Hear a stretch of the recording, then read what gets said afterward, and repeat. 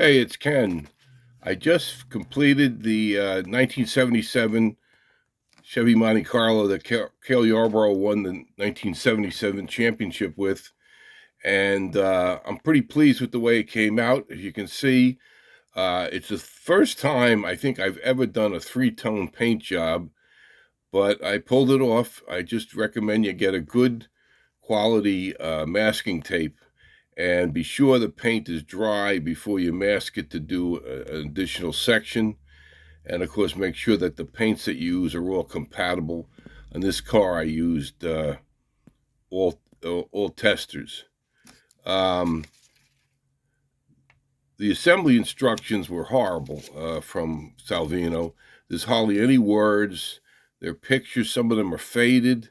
I don't know if this was one of their early kits. I really don't know, but uh, I wish they'd pay me to review the instructions of these kits and rewrite them, because uh, there's no way that a inexperienced modeler could put this together. They'd be scratching their head, and you have to use your better judgment on a lot of things. For instance, the wheelbase.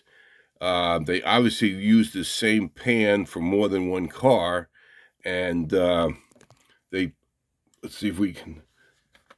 They put it together about 2/3 of the way through, um, but they tell you to connect it at the second pin, and no, I think the wheelbase would have been a little more accurate if I'd gone to the farthest most pin. The Monte Carlo is a long car.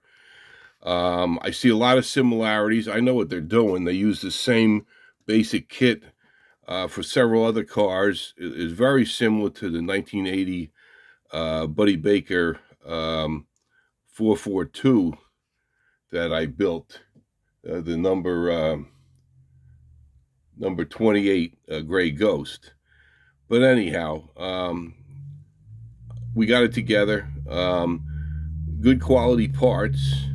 The only thing I'll tell you is that the chrome, they kind of boast that they use regular chrome techniques like you would on regular steel parts. Well, I don't think they're doing us any favor, because it's very, very hard to scrape that chrome off in order to get a surface to glue, to bond those parts, to other plastic parts.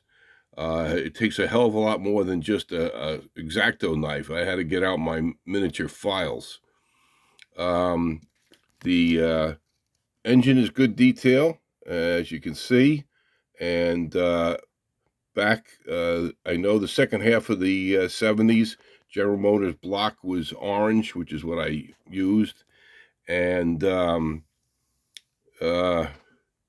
decals went on quite easily for a change. If you have parts left over, I don't want anybody to panic, because they obviously used some common trees for other cars. There were parts that they don't explain, that if you wanted to build a 74 model Monte Carlo, you could. I don't know why you'd want to when I'm trying to build his championship car. And then they also had extra chrome bumpers and grills. I know they're for the Oldsmobile.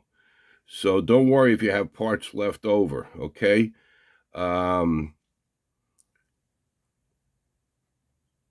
The As I said, you got to really. It takes an experienced modeler to know what to do with this thing, and to make it come out successfully. It's nothing worse than putting 40 hours into a kit and it doesn't work out properly. As you may know, in real life, Cale Yarborough is very ill.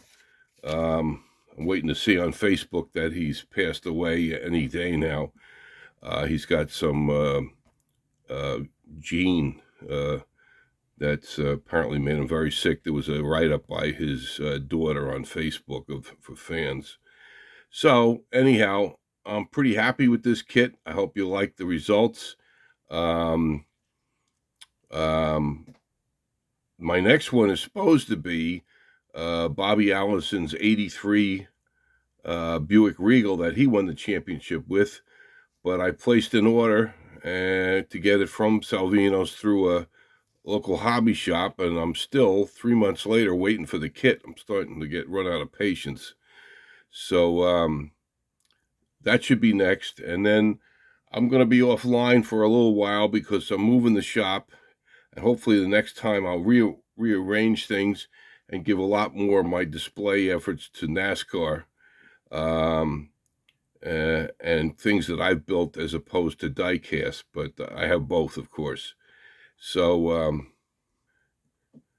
I hope you're enjoying your summer. And as I say, when I get settled, hopefully I'll have a bigger shop, a bigger area to work on these cars. And until next time, I hope you enjoyed these features. And I enjoyed this kit. It was challenging. It certainly was challenging, more than like an AMT kit.